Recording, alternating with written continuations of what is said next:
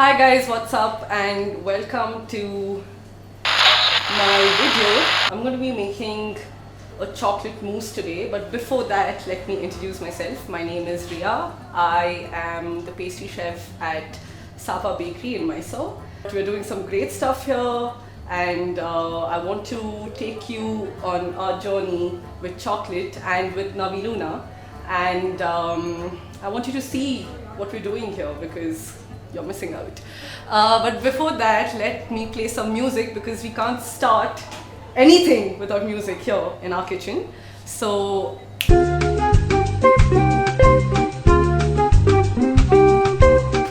this is the Naviluna 72% Kerala single origin, and this chocolate is great for what we're doing today, and I'll show you what we're doing as we go.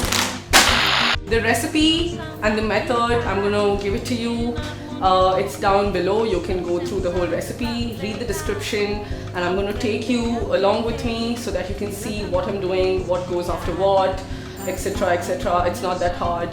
First step is I would weigh out all my ingredients. I have my eggs, my gelatin, my milk, my water, my chocolate, everything weighed out. So I have everything ready and we can get this started now. So in this pot behind me I have some milk and I'm just going to heat that up. I'm going to heat that up to a simmer. I don't want that to boil because I'm going to melt my gelatin, which is already weighed out. I'm using gelatin mass, and the ratio that we use it at is a 1:4 ratio. So that's 1 gram gelatin to 4 grams water. So I already weighed my mass out and then I cut that portion out and use that for my mousse. So let me just so that's on a medium heat. I'm just going to let that simmer for a bit and then add my gelatin in. Okay, let me talk about what I'm doing today. I'm making a chocolate mousse, but I'm going to be plating that up. The inspiration comes from Naviluna's own chocolate bar. They have this inclusion bar which has pineapple and coffee and the 72% dark chocolate, and this is one of my favorite bars from their whole collection, and I just thought it would be fun to put this on a plate, to use the same flavors, to show you how you can pair different flavors and make that work and use different elements, and yeah, why not? Like, this will be fun. Okay, so the milk is now simmering and I'm just going to add my gelatin in, and I'm going to let the gelatin melt in the milk. I am going to take my chocolate. So I kept this on a Bain Marie. A Bain Marie is a double boiler. It's a pot with water and then you put this on top of that water, so the steam heats the chocolate up and you want that to melt. So I'm just going to do that here. And this is now already melted and it's warm, and I just add that into the semi-melted chocolate. So I'm basically making some sort of a ganache with the milk and the chocolate, and the only reason I keep the chocolate over the water is so that the chocolate has melted completely. I don't want bits of chocolate in there, and because there's gelatin in there, you have really cold chocolate, there are chances that it's not melted properly, so you want that to be completely emulsified. Okay, so that is done. That's my melted chocolate with the milk and the gelatin, and if you see, you can see how smooth that's become. I've basically made a ganache out of it just so that all the milk, the chocolate, the gelatin, everything's completely emulsified, it's all together. And now I want this to come down to about 30 degrees just so that it's not too hot to melt the cream once I fold the cream in the end, because then it's just going to be a liquid and it's not going to, you know, have that texture and that mousse like that bite when you go into it. So yeah, you want that to be completely smooth but also at room temperature. I don't know the rules. I don't know the fucking rules, man. But I'm writing one today. So I'm going to let that come down to about 30 degrees and keep that aside. In the meantime, I'm going to get my pot of water. That's the water that's in the recipe, that's just there in the pot. And I'm going to add my sugar into the water. Yeah. And I'm just going to bring that to 120 degrees Celsius. And this mix goes into my egg yolks. So while that heats up, I'm just going to weigh out my egg yolks, which I've already weighed out. Yay! And I'm just going to put that into my bowl.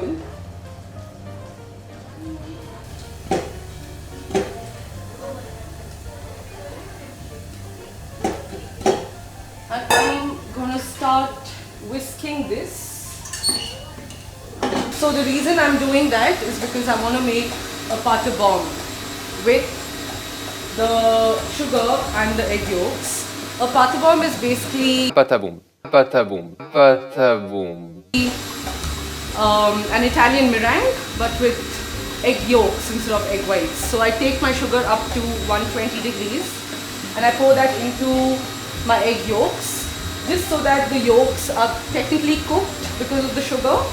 And this is the basis of our mousse. So the reason why the mousse is so creamy and so light is because of the pate bombe. And this is basically used in a lot of French buttercreams. That's the basis recipe. So yeah, that's on. Taking my thermometer, checking the temperature.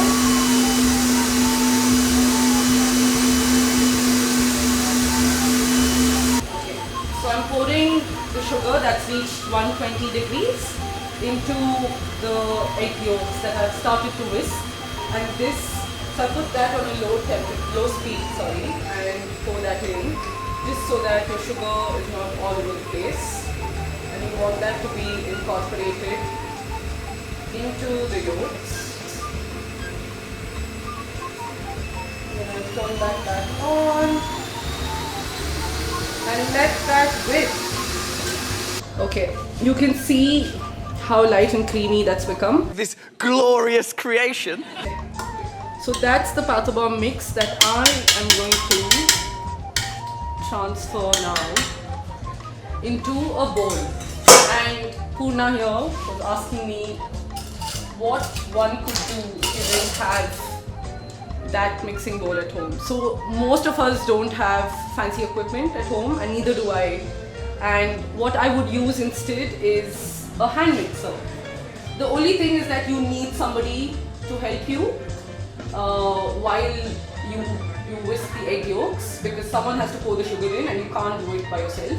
You need one person just pouring that in because it's quite hot, the temperature of the sugar, and you need another person. But yeah, you can still do this. It is achievable without a big mixing bowl and just by using a hand mixer.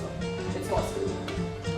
So right now this is our pate bombe that's ready, and we're going to mix the pate bombe and the chocolate mix. So this is the chocolate milk and gelatin mix that we made earlier, which is now cooled down. I can touch the bowl and tell that it's at the right temperature, and that's ready. So I would first add some of my chocolate into the pate bombe mix, just to sort of temper it, because this mix is new and it has no clue what's coming in right now. So when I mix it in, it's sort of tempering the sabayon, and you're letting it know that okay, there's something new introduced into my mixture, and it sort of gets used to having the chocolate and the gelatin and the milk in there. Hang on a minute. Add some more chocolate.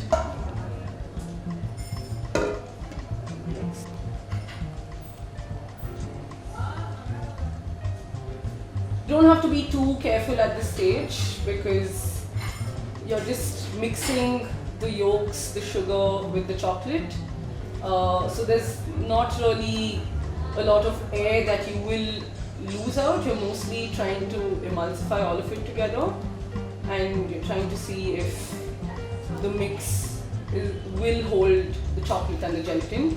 And temperature plays a very important role. That's why you want your chocolate to be at 30 degrees or 30 to 32, 33. You don't want it to be too hot or too cold because it's going to split. Between Boris Becker and Ron Weasley. That's all my chocolate. And that already looks so good. You can technically eat this just the way it is, but we're going to make a mousse. So I'm going to add some cream just to make it lighter. I don't know if you can really tell, but you can see how it's become thicker because of the yolks and the sugar.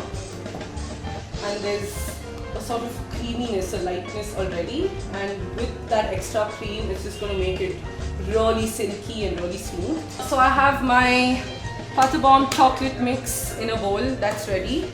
And I also have my cream already whipped. So before we started the video, I weighed my cream out, put it into a bowl, used my hand mixer and whipped this up into a semi-whip. I'll show you what that means. So a semi-whip is where your cream's not completely solid, it's not at stiff peaks, but it's at a point where it's starting to stiffen up. It's a landscape. You don't want it to be too hard, but you also don't want it to be too soft because then your mousse is not going to hold its structure. So what I'm going to do now is I just took this out of the fridge and I'm just going to add a little bit of my chocolate pate bomb mix into the cream.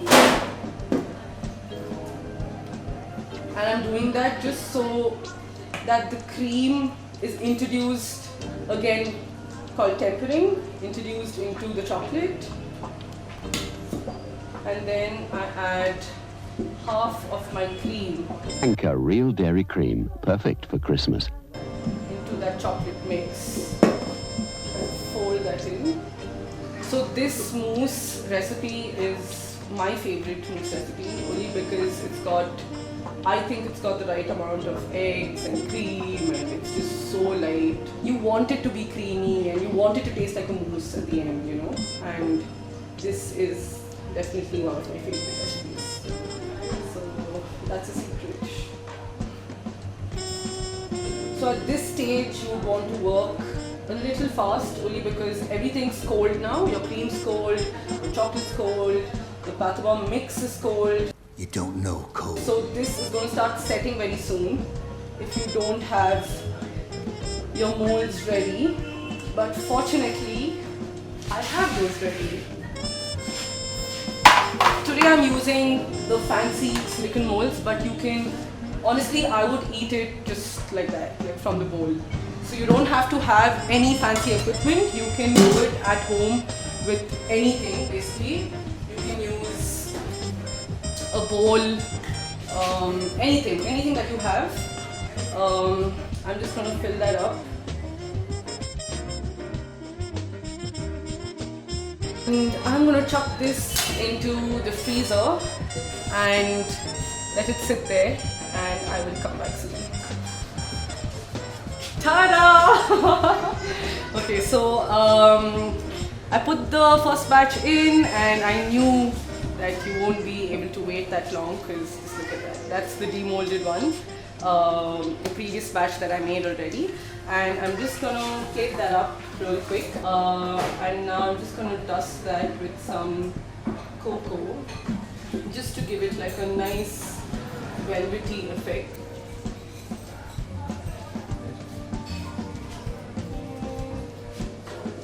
And I'm going to plate that up. I have some elements ready that I've used from the chocolate, from the bar. So I have some pineapple confit that I made this morning. I have some coffee ganache. Oh, this is a whipped ganache that I've just whipped right now, and some chocolate crumble. This has a bit of salt in it just to sort of balance the flavor. And I'm just going to flip that up now.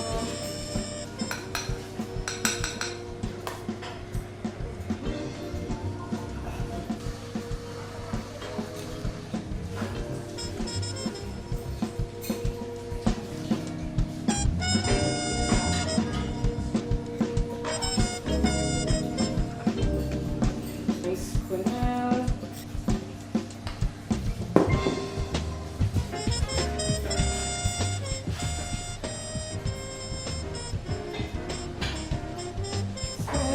And then I have a bit of cube.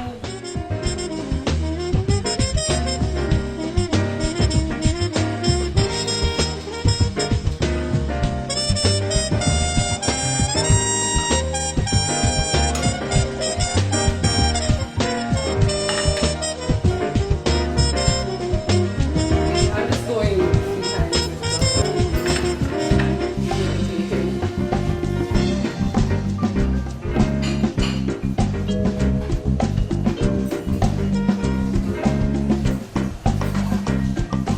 and some mint.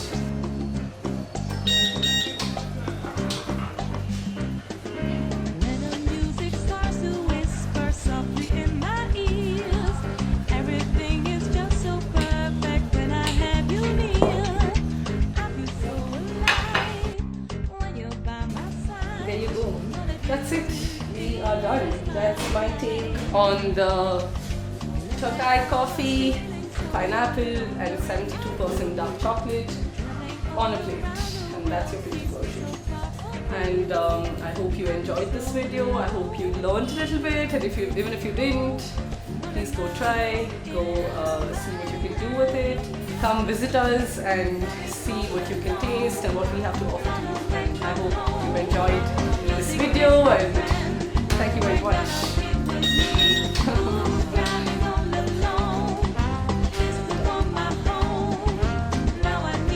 I'm not a pastry chef. I'll tell you that. Pastry chefs are incredible.